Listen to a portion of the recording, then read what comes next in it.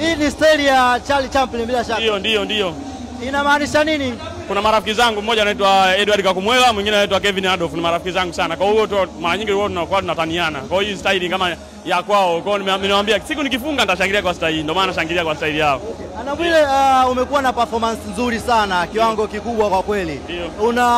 Unazungumzia vipi hii achievement ambayo umeipata?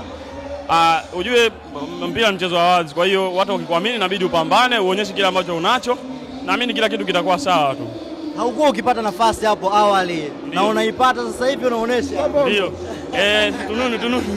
Kwa hiyo ujue mwalimu akaniamini.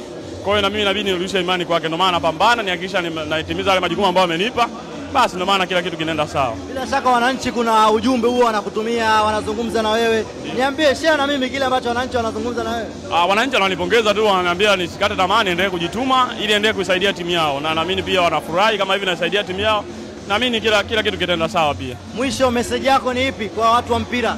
Waje kwa wingi jamani, kama watu wa mpira waendelee kutusupport, wananchi waje kwa wingi uwanjani. Na naamini kesho kutwa tunaenda Mbeya, waje kwa wingi pia. Naamini watu wa Mbeya ni wengi sana, watakuja kwa wingi ili waje kutusupport nyumbani pia. Kila la heri. Haina noma.